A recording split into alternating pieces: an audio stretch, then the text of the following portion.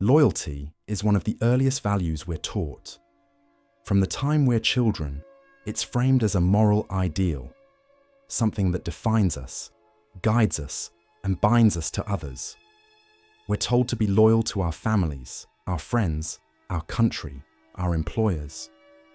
We're praised for staying loyal through adversity, and we're shamed for walking away. Loyalty, in this way, becomes not just a virtue, but a kind of identity. But what if that identity is based on a lie? What if loyalty, far from being a noble quality, is actually a mechanism of control? A tool used to bind people to roles, institutions, or relationships that no longer serve them? What if the concept of loyalty isn't about devotion, but manipulation?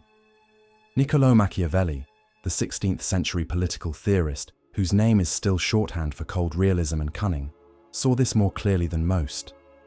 In his infamous work, The Prince, written in 1513, Machiavelli doesn't talk about loyalty as a virtue. He talks about it as a performance, a tactic. He observed firsthand how those in power used the appearance of loyalty to maintain control, and how the masses clung to the idea of loyalty because the alternative, that everyone is self-interested and calculating, was too bleak to accept. Machiavelli's insight was blunt. People are loyal as long as it benefits them. Their allegiance isn't rooted in character or moral obligation, but in self-interest.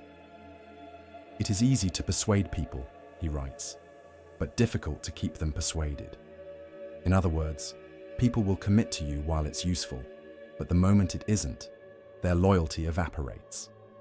This wasn't a bitter view of the world, it was an honest one. Machiavelli didn't see disloyalty as betrayal in the moral sense, but as inevitable. He watched as political supporters flipped allegiances based on who held power in Florence.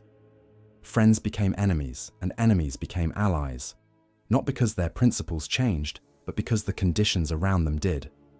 Loyalty, he realized, is often a mask we wear to make our choices appear principled when they are, at root, strategic.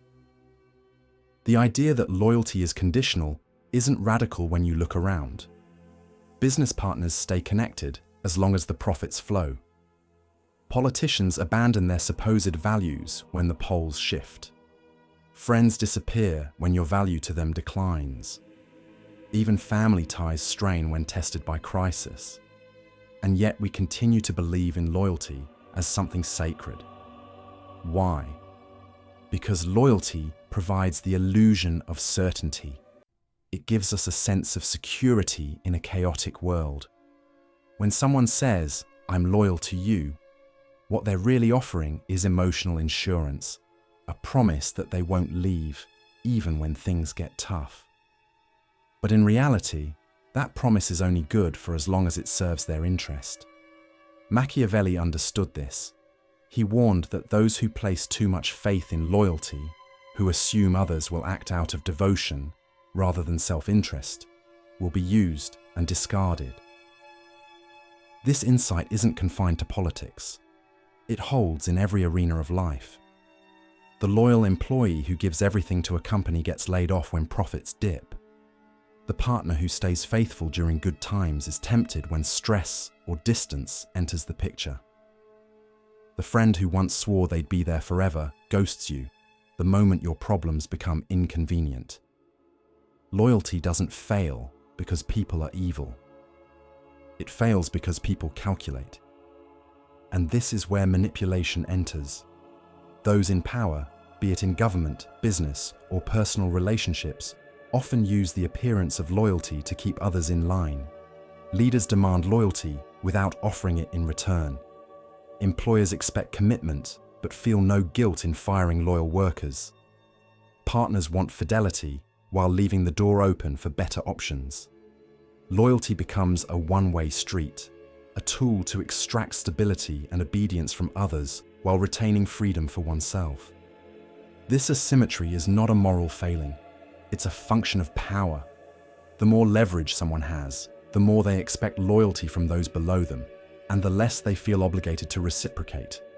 Machiavelli didn't condemn this, he simply called it what it is.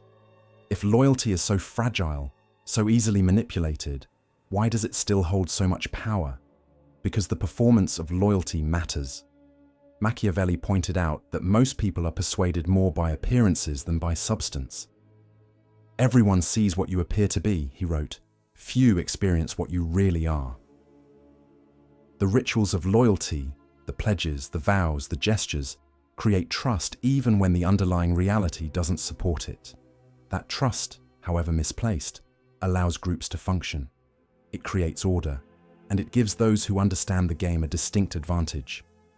Loyalty, then, is currency. It can be spent, hoarded, faked, or exploited. It doesn't rest on ethics, but on incentives. People stay loyal when doing so benefits them more than defecting would, and that balance is constantly shifting. During good times, loyalty seems strong. But when stress hits, financial, emotional, political, people recalculate. They always do. Understanding this doesn't make you cynical. It makes you prepared. If you know that others are loyal only under certain conditions, you can look at relationships more clearly. You can stop expecting others to behave against their own interest and instead focus on aligning those interests with your own. You can build systems, agreements, or boundaries that make loyalty mutually beneficial rather than wishful. Machiavelli's real insight isn't that people are disloyal. It's that loyalty is situational, and that smart people don't rely on promises. They rely on structure. They create environments where betrayal has real consequences, where alignment of goals creates genuine commitment. And when loyalty fails, they don't crumble. They adjust. This understanding also protects you from the real heartbreak, the betrayal that feels personal. Most people aren't trying to hurt you when they pull away. They're just acting on a shift in incentives. What looks like betrayal is often just self-preservation. And that means your best defense isn't demanding loyalty, but creating conditions that make it worthwhile. There's something freeing about this view. It lets you stop clinging to illusions and start navigating reality. You become less naive, but more effective. You become harder to manipulate, not because you expect the worst in people, but because you understand what actually drives them. The people who suffer most from disloyalty aren't the cynics. They're the idealists who never saw it coming. The ones who believe that love, friendship, or shared purpose are enough to guarantee someone's loyalty. Machiavelli would say, those people aren't bad. They're just playing the wrong game. If loyalty is a performance, then the key isn't to reject it. It's to understand the script. And once you see the script, you can stop being the audience. You can take the stage. You can decide where and when loyalty is earned and when it's just manipulation in disguise.